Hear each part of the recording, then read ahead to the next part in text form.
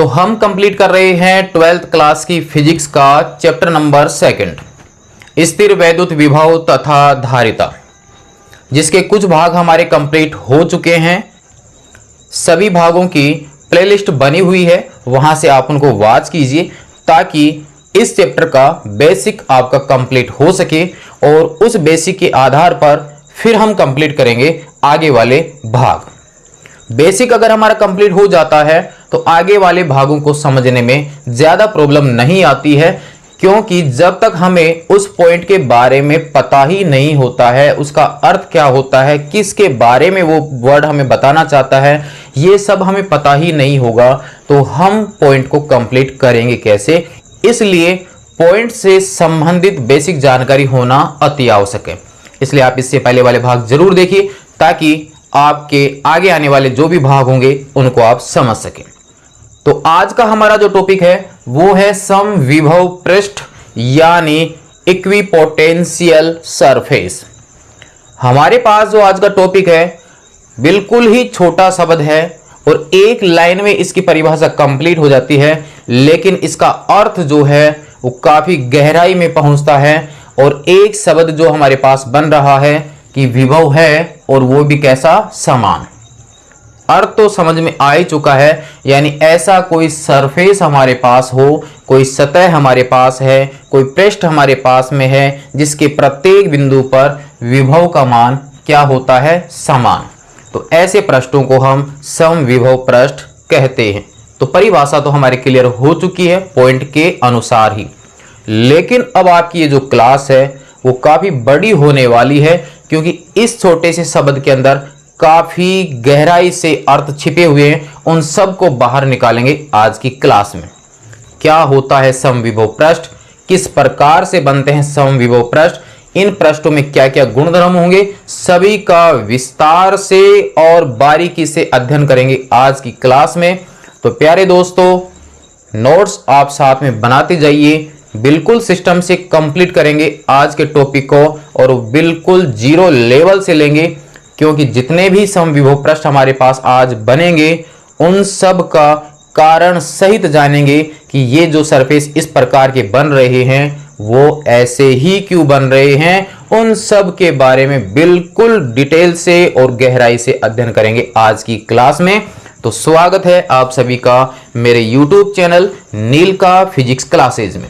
Suppose कीजिए हमारे पास यहाँ पर कोई एक पृष्ठ बना हुआ है और यहाँ पर इस पृष्ठ के ऊपर हमने कोई 3 बिंदु ले रखे हैं। सपोज कि एक बिंदु यहाँ पर है, एक बिंदु यहाँ पर है, एक बिंदु यहाँ पर है। इस बिंदु पर विभव जो है वो माना VA है, इस बिंदु पर जो विभव है वो मान लीजिए VB है और इस बिंदु पर जो विभव है वो VC है।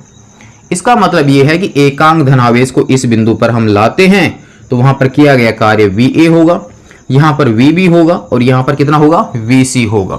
विभव बराबर हमारे पास में आ जाता है कार्य बटा एकांक धनावेश यानी टेस्ट चार्ज।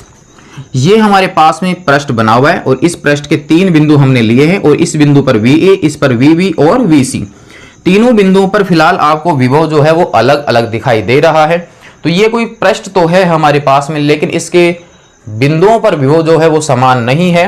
हमारी परिभाषा के अनुसार ये है कि इन तीनों बिंदुओं पर ये जो विभव यहाँ पर दिया गया है यानी VA, VB बराबर VC अगर हो जाता है तो ये जो सरफेस आपको यहाँ पर दिख रहा है, एक तरह से जो आयताकार शीट आपके यहाँ पर है, वो किस प्रकार का पृष्ठ बन जाएगा, समविभव पृष्ठ बन जाता है। माना कि इन तीनों के जो विभव हैं वो मान लीजिए कितने हैं, V। यहाँ पर भी V होगा, यहाँ पर भी V, यहाँ पर भी V। हर बिंदु पर विभव समान, तो इसका मतलब वो पृष्ठ कैसा होगा, समविभव पृष्ठ। परिभाषा आपके सामने है कि समविभव पृष्ठ कहते किसे हैं। समविभव पृष्ठ की परिभाषा आपके सामने है। अर्थ क्लियर हो चुका होगा कि वैद्युत क्षेत्र में स्थित वह पृष्ठ जिसके प्रत्येक बिंदु पर विभव का मान समान होता है उसे हम समविभव पृष्ठ कहते हैं।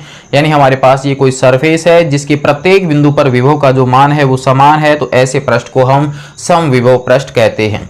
तो इस प्रकार का कोई भी पृष्ठ हमारे पास हो सकता है, चाहे वो गोलाकार हो सकता है या अन्य आकृतियों का भी हो सकता है, समतल भी हो सकता है, किसी भी प्रकार की आकृति का वो पृष्ठ हमें मिल सकता है। तो जब हमारे पास इस प्रकार का कोई पृष्ठ है, कोई सरफेस है, तो उस सरफेस में क्या क्या गुण हो सकते हैं उसके बारे में जान लेते हैं अब हम डिटेल से। तो एक गुणधर्म तो हमारे पास यही हो गया कि समविभव पृष्ठ के प्रत्येक बिंदु पर विभव का मान क्या होता है, समान होता है। तो ये इसका गुणधर्म भी हो जाता है। तो हम यहां पर लिख सकते हैं समविभव पृष्ठ के प्रत्येक बिंदु पर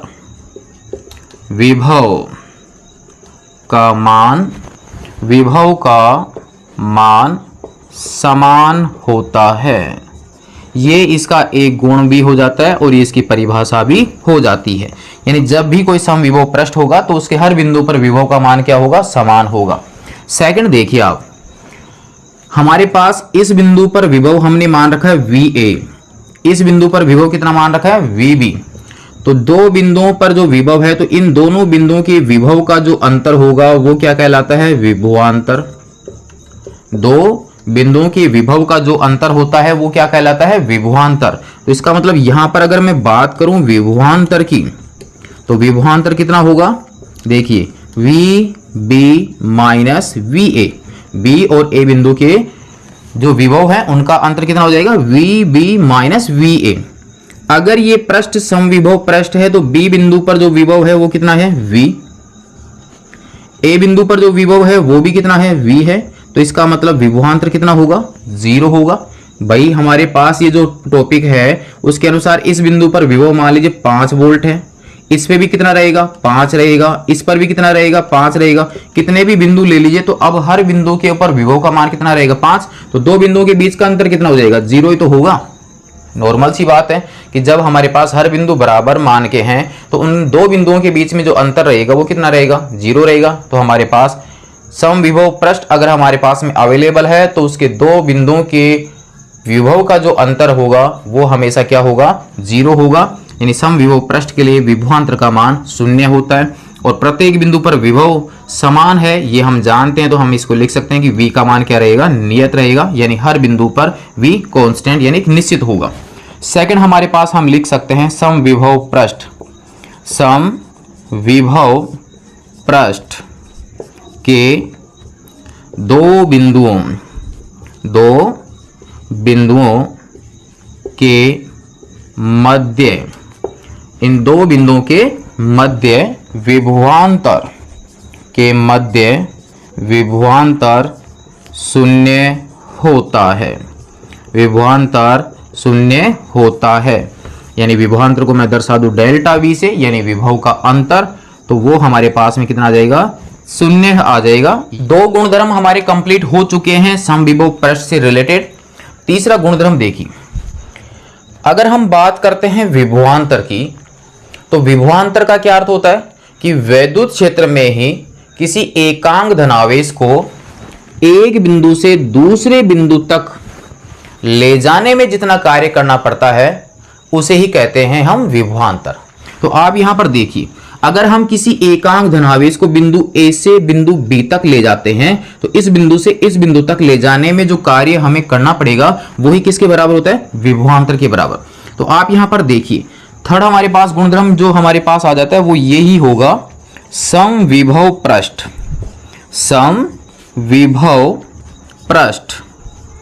के एक बिंदु से दूसरे बिंदु तक या अन्य बिंदु तक, दूसरे बिंदु तक किसी परीक्षण आवेश, जिसे हम Q नोट से दर्शा देते हैं, परीक्षण आवेश को ले जाने में किया गया कार्य कितना होगा, देखते हैं। अब यहां से हमारे पास में कार्य की अगर हम बात करें, यहां पर कार्य की अगर हम बात करें तो पॉइंट देखिए आप थोड़ा सा, ये हमारे पास कोई समविभव पृष्ठ है, एक बिंदु हमारे पास यहां पर है, एक बिंदु हमने यहां पर ले लिया, ये बिंदु मान लिया A है, ये बिंदु मान लिया B है। A बिंदु पर विभव VA और B बिंदु पर विभव कितना है, VB है, और दोनों विभव जो है वो आपस में क्या है, बराबर है। अब यदि ए बिंदु से बी बिंदु तक हम जाते हैं और किसी टेस्ट चार्ज को लेकर जाते हैं, तो कार्य कहां से जा रहे हैं, ए से कहां तक पहुंच रहे हैं, बी तक, तो WBA कितना होगा। तो हम यहां पर जानते हैं विभवांतर की जो परिभाषा है उसके अनुसार हमारे पास होगा कि इस एकांक धनावेश को लाने में जो कार्य करना पड़ेगा वो विभवांतर के बराबर होगा। तो विभवांतर को मैं दर्शा देता हूं डेल्टा V से, W हमारे पास में हो जाएगा BA और अपोन में आ जाएगा Q नोट। मेरे को मान किसका ज्ञात करना है, एक तरह से WBA का, तो WBA बराबर ये हो गया Q नोट और डेल्टा V कितना है 0, तो यहां पर आ जाएगा हमारे पास में, हम इसको ऐसे भी लिख सकते हैं VB माइनस VA। तो देखिए क्या होगा, WBA बराबर ये Q नोट, इसका मान V, इसका मान V, तो फाइनल कितना आ जाएगा 0 आ जाएगा। यानी समविभव पृष्ठ के एक बिंदु से दूसरे बिंदु तक किसी एकांक धनावेश को या किसी आवेश को ले जाने में जो कार्य करना पड़ेगा वो कार्य कितना होगा, 0 होगा। तो हमारे पास क्या आ जाएगा, किया गया कार्य 0 होता है। और अभी आपको बार बार यही तो कहा जा रहा है कि किसी एकांक धनावेश को एक बिंदु से दूसरे बिंदु तक लाने में जो कार्य करना पड़ता है वही क्या कहलाता है, विभवांतर। इसका मान तो है 1, तो उस स्थिति में आप ये देखिए कि कार्य जो है वो किसके बराबर, डेल्टा V के, और डेल्टा B का मान 0 होता है, ये हम पहले ही हल कर चुके। तो रियल में ये जो कार्य है वो किसके बराबर है, विभवांतर के, या जो विभवांतर है वो किसके बराबर है, कार्य के। और यहाँ पर आवेश की मात्रा कितनी है, 1 होती है, तो ये दोनों मान बराबर है, तो इसका मतलब W का मान भी क्या होगा, 0 ही होगा। तो ये हमारे पास में आ जाता है इसका फाइनल मान। तो समविभव पृष्ठ से रिलेटेड 3 गुणधर्म हमारे कंप्लीट हो जाते हैं, जिसके अनुसार एक अर्थ तो ये निकलता है कि समविभव पृष्ठ के प्रत्येक बिंदु पर विभव का मान समान होता है, जो उसकी परिभाषा भी होती है। जब हमारे पास प्रत्येक बिंदु पर विभव का मान समान होगा तो दो बिंदुओं के बीच विभवांतर जो होगा उसका मान कितना होगा, 0 होगा। विभवांतर जो होता है वो रियल में कार्य ही होता है किसी एकांक धनावेश को लाने की स्थिति में, तो यहाँ पर जो कार्य करना पड़ेगा वो कार्य भी कितना होगा, 0 होगा। तो 3 गुणधर्म हम इस समविभव पृष्ठ से संबंधित अध्ययन कर चुके हैं, इनको कर लीजिए आप नोट। फिर देखते हैं इसके आगे के कुछ और गुणधर्म, यहां तक आप इसको नोट कर लीजिए। बढ़ते हैं फिर इससे आगे। नेक्स्ट गुणधर्म हमारे पास में है कि वैद्युत क्षेत्र या वैद्युत क्षेत्र रेखाएं सदैव समविभव पृष्ठ के अभिलंबवत होता है, या हम ये कह सकते हैं कि किसी भी आवेशों के विन्यास के लिए या किसी भी प्रकार का आवेश हो उसके लिए जो विद्युत क्षेत्र है वह विद्युत क्षेत्र हमेशा उस समविभव पृष्ठ के क्या होगा, लंबवत होगा। या हम ये कह सकते हैं कि वो समविभव पृष्ठ जो है वो विद्युत क्षेत्र के लंबवत होगा। दोनों के मध्य यानी पृष्ठ और विद्युत क्षेत्र, उन दोनों के मध्य हमेशा 90 डिग्री का एंगल बनता है। माना कि हमारे पास कोई समविभव पृष्ठ इस प्रकार का है, समविभव पृष्ठ जो है वो इस प्रकार का है, मतलब ये पृष्ठ इस प्रकार से बना हुआ है, इस प्रकार से हथेली की तरह। ये हमारे पास कोई समविभव पृष्ठ है, इसके इस बिंदु पर हर बिंदु पर विभव का मान क्या है, समान है, तो ये क्या बन गया, एक समविभव पृष्ठ बन गया। तो अब हमारे पास ये समविभव पृष्ठ आपके बना है, तो इसका मतलब वहां पर विद्युत क्षेत्र मौजूद था, क्योंकि ये पृष्ठ जो बनेगा वो कहां पर बनेगा, विद्युत क्षेत्र में ही बनेगा। क्यों, क्योंकि विभव जो निकलेगा तो वहां पर आपको विद्युत क्षेत्र के विरुद्ध ही तो एक तरह से क्या करना पड़ेगा, कार्य करना पड़ेगा। विद्युत क्षेत्र यहाँ पर मौजूद है, उसमें ये पृष्ठ बना है, तो यहाँ पर जो विद्युत क्षेत्र मौजूद है जिसमें ये पृष्ठ बना है उस विद्युत क्षेत्र की जो डायरेक्शन होगी वो इस पृष्ठ की क्या होगी, लंबवत होगी। मतलब इनके मध्य एक दूसरे के कितने डिग्री का कोण होगा, 90 डिग्री का एंगल होगा। क्लियर है, यानी हमेशा इस प्रकार से 90 डिग्री होंगी पृष्ठ और विद्युत क्षेत्र की डायरेक्शन। अगर सरफेस आपके इस प्रकार का बनता है तो आपकी विद्युत क्षेत्र इस प्रकार से होगा, सरफेस इस प्रकार से बनता है तो विद्युत क्षेत्र इस प्रकार से होगा, अगर इस प्रकार से है तो आपके विद्युत क्षेत्र इस प्रकार से होगा। मान लीजिए आपके समविभव पृष्ठ वो इस प्रकार से गोलाई में बनता है, तो जब हम इस बिंदु की बात करेंगे तो इस बिंदु पर अगर हम छोटा सा हिस्सा लेते हैं तो हमारे पास ये लाइन बनेगी और विद्युत क्षेत्र आएगा हमेशा इसके लंबवत। अगर इस बिंदु की बात करते हैं तो हमारे पास देखिए पृष्ठ इस प्रकार से बनेगा एक तरह समतल के रूप में, तो विद्युत क्षेत्र आएगा इस प्रकार से। तो विद्युत क्षेत्र हमेशा समविभव पृष्ठ की क्या होता है, लंबवत होता है। और इस बात को हम सिद्ध करेंगे इससे आगे आने वाले भाग में भी कि विद्युत क्षेत्र हमेशा समविभव पृष्ठ के क्या होता है, लंबवत होता है, चालक स्थिर वैद्युतिकी में हम इसको सिद्ध भी करेंगे। ठीक है, तो आपको फिलहाल यहाँ पर यही बताया जा रहा है कि विद्युत क्षेत्र जो होता है या विद्युत क्षेत्र रेखाएं जो भी बनेंगी वो हमेशा समविभव पृष्ठ की क्या होती है, लंबवत होती है। ये समविभव पृष्ठ का एक और गुणधर्म हमारे कंप्लीट हो जाता है। नेक्स्ट पॉइंट हमारे पास में यह है कि किसी चालक का जो पृष्ठ होता है, यानी हमारे पास कोई भी चालक है, चाहे वो किसी भी आकृति का हो, उस चालक की जो सतह होती है या उसका जो पृष्ठ होता है वो हमेशा एक समविभव पृष्ठ की भांति कार्य करता है।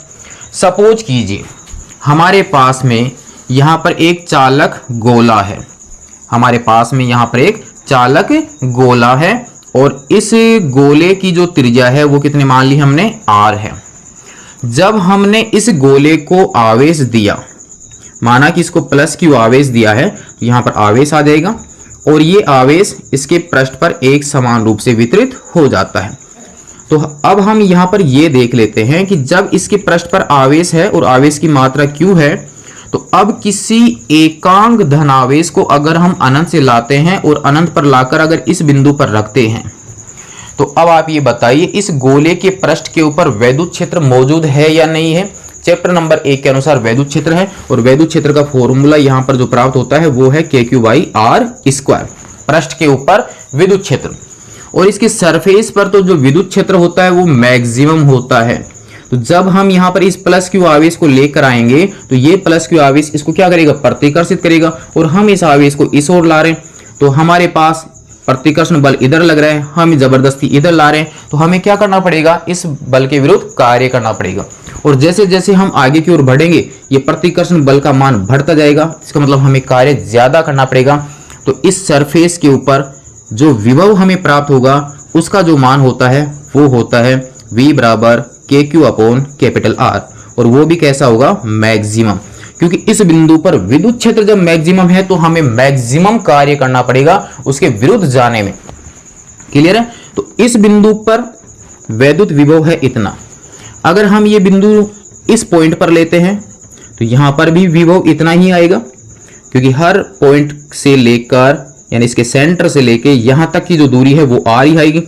तो इस सरफेस के किसी भी बिंदु पर कहीं पर भी आप विभव का मान ज्ञात करेंगे तो उसका मान कितना आएगा, KQ/R ही आएगा। यानी इस बिंदु पर भी KQ/R, यहां पर भी KQ/R, यहां पर भी KQ/R। तो यहां पर ये जो गोले की जो सतह बनी हुई है, यानी एक तरह से बॉल बनी हुई है, और बॉल का चारों तरफ की जो सतह है, जो उसकी पृष्ठ बना हुआ है, उसके हर बिंदु पर विभव कितना है, KQ/R ही है। तो इसके हर बिंदु पर विभव समान है, तो क्या इस चालक के पृष्ठ को समविभव पृष्ठ नहीं कहा जा सकता है? बिल्कुल कहा जा सकता है, क्योंकि इसके हर बिंदु पर विभव क्या है, समान है। इसके अंदर भी अगर किसी भी बिंदु पर अगर हम विभव ज्ञात करना चाहते हैं तो वो भी हमें मिलता है V बराबर KQ/R।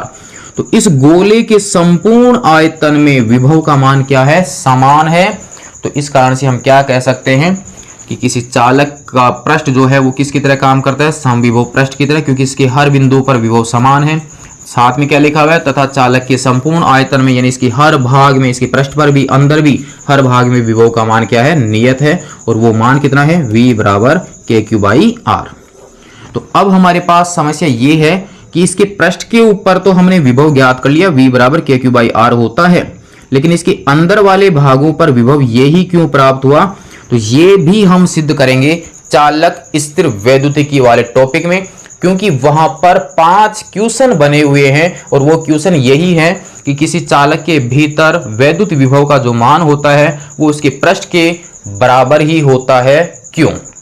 नेक्स्ट पॉइंट हमारे पास कि दो समविभव पृष्ठ एक दूसरे को प्रतिच्छेद नहीं करते हैं, यानी हमारे पास कोई दो समविभव पृष्ठ हैं तो वो एक दूसरे को काटते क्यों नहीं हैं। कारण हम जानेंगे कि क्यों नहीं काट सकते। उसके अनुसार देखिए, हमारे पास एक पृष्ठ इस प्रकार से बना हुआ है, ये मान लीजिए कि एक समविभव पृष्ठ है, एक समविभव पृष्ठ इस प्रकार से है, ठीक है, और एक समविभव पृष्ठ जो है वो इसको काट रहा है। सपोज कीजिए इसको काटता हुआ नीचे जा रहा है, इसको काटता हुआ नीचे जा रहा है, एक दूसरे को काट रहे हैं। यहां पर हमारे पास दो समविभव पृष्ठ हैं, एक तो हो गया ये 1 नंबर, एक 2 नंबर। इसका जो विभव है वो मान लिया v1, यानी इसके हर बिंदु पर जो मैंने डॉट डॉट लगाए, ये हर बिंदु पर विभव कितना है v1। तो हमारे पास ये जो पृष्ठ है इसका जो विभव है वो कितना है v2 है। अब आप ये देखिए कि हमारे पास ये जो सीट है वो सीट एक तरह से इस प्रकार से है, ये वाली जो सीट है वो इस प्रकार से, और दूसरी जो सीट है वो एक तरह से इस प्रकार से गई हुई है। एक हथेली इस प्रकार से है, एक आपके पास इस प्रकार से। अगर ये समविभव पृष्ठ है तो इस समविभव पृष्ठ के कारण जो विद्युत क्षेत्र है उसकी डायरेक्शन किधर की ओर होगी, ऊपर की ओर, इस ओर होगी, ऊपर की ओर, क्योंकि विद्युत क्षेत्र हमेशा समविभव पृष्ठ की क्या होता है, लंबवत होता है। तो इस वाले पृष्ठ के कारण जो विद्युत क्षेत्र होगा, मान लीजिए ये बिंदु मैंने यहां पर लिया है, तो इसके कारण विद्युत क्षेत्र जो होगा वो होगा इस प्रकार से। इसको मैं दिखा देता हूं किससे, E1 वेक्टर से। दूसरा जो हमारे पास में, ये तो हमने इस प्रकार से लिया है, दूसरा हमारे पास जो पृष्ठ हमने लिया है वो इस प्रकार से यूज किया है, तो इसका मतलब इसके कारण जो समविभव पृष्ठ हमें प्राप्त होगा वो आएगा आपके इस प्रकार से। ठीक है, तो इसका जो समविभव पृष्ठ जो ले रखा है हमने v2 वाला, उसका विद्युत क्षेत्र बाहर की ओर, और उसको मैं दर्शा देता हूं इस प्रकार से। ये आपके है बाहर की ओर, इसको मैंने दर्शा दिया E2 से। ठीक, तो इस बिंदु पर आप ये देखिए, एक ही बिंदु पर हैं, यहां पर हमने जो बिंदु ले रखा है इस बिंदु पर v1 भी है और इसी बिंदु पर v2 भी है। मान लीजिए v1 का जो मान है वो 10 वोल्ट है और v2 का जो मान है वो कितना है, 5 वोल्ट है। तो इस एक ही बिंदु पर 10 वोल्ट भी है और इसी बिंदु पर 5 वोल्ट भी है, क्योंकि दोनों जब एक दूसरे को टच हो चुके हैं तो टच होने वाले किसी एक बिंदु पर दोनों के ही मान आएंगे, इसकी भी वैल्यू आएगी और इसकी भी वैल्यू आएगी। तो एक ही बिंदु पर क्या दो मान संभव है, एक बिंदु पर तो एक ही मान हो सकता है, दो मान कभी भी नहीं हो सकते। कारण आपको समझ में आ गया होगा, क्योंकि उनके कटान बिंदु पर, उनके कटान बिंदु पर विभव के दो मान प्राप्त हो जाते हैं या हो जाएंगे, दो मान प्राप्त हो जाएंगे जो संभव नहीं है, जो संभव नहीं है। ये हो जाता है हमारे पास इसका गुणधर्म नंबर 6। अगर हम ये देखें कि समविभव पृष्ठ जो बनते हैं, ये जो समविभव पृष्ठ यहाँ पर बन रहे हैं जो किसी भी डिजाइन के बन सकते हैं उस पॉइंट के अनुसार, ठीक है, तो ये आपके वास्तविक भी हो सकते हैं और काल्पनिक भी हो सकते हैं। तो आपको ये ध्यान रखना है, जबकि रियल में विद्युत क्षेत्र रेखाएं जो होती हैं वो काल्पनिक होती हैं, वास्तव में कोई विद्युत क्षेत्र रेखाएं नहीं होती हैं। विद्युत क्षेत्र को दर्शाने के लिए कल्पना की गई है कि कुछ रेखाएं इस प्रकार की होती हैं कि जिनके किसी बिंदु पर खींची गई स्पर्श रेखा जो है वो विद्युत क्षेत्र को व्यक्त करती है। ये हमारे पास में कंप्लीट हो जाता है समविभव पृष्ठ के गुणधर्म कंप्लीट, जिसमें हमने ये जाना कि समविभव पृष्ठ क्या होता है, जिसके हर बिंदु पर विभव समान होता है। जब हर बिंदु पर विभव समान होगा तो दो बिंदुओं के बीच का जो विभव का अंतर होगा वो कितना होगा, 0 होगा। विद्युत क्षेत्र में एक बिंदु से दूसरे बिंदु तक अगर हम जाते हैं किसी एकांक धनावेश को लेकर, तो वहां पर ले जाने में जो कार्य करना पड़ता है वो किसके बराबर होता है, विभवांतर के। विभवांतर यहाँ पर ऑलरेडी 0 है, तो इसका मतलब ये हुआ कि वहां कार्य भी कितना होगा, 0 होगा। इस पॉइंट से हमें ये भी समझ में आ जाता है कि आपके पास में जब हम बात कर रहे हैं कि वहां पर कार्य का जब मान 0 होता है, तो आप ये देखिए कार्य बराबर होता है बल गुणा विस्थापन। ये हम जानते हैं, बल गुणा विस्थापन, या हम ये कह सकते हैं कि W बराबर होता है Fs cos थीटा। थोड़ा समझने के लिए अगर हम लें तो आपके पास यहाँ पर ये तो पता चल गया कार्य का मान कितना होगा, 0 होगा। और आपकी इस पॉइंट के अनुसार 0 कब हो सकता है, जब थीटा का मान कितना डिग्री हो, 90 डिग्री। यानी थीटा का मान जब 90 डिग्री होगा तभी तो कार्य का मान 0 हो सकता है। थीटा के अन्य मानों के लिए आपकी कार्य 0 होगा ही नहीं। आपको यहाँ पर कार्य 0 बनाना है, इसका मतलब यहाँ थीटा बराबर कितना होना चाहिए, आपके पास 90 डिग्री होना चाहिए। और थीटा जो है वो किस किस के बीच का एंगल है, F और S के बीच का एंगल है। S क्या है, वहां पर विस्थापन है कि आप आवेश को किधर से किधर ले जा रहे हो। तो आपके पास यहाँ पर ये समविभव पृष्ठ बना हुआ है, तो यहाँ पर एक बिंदु से इस बिंदु तक अगर आप किसी आवेश को लेकर जाते हो तो ये क्या हो गया, इसका विस्थापन।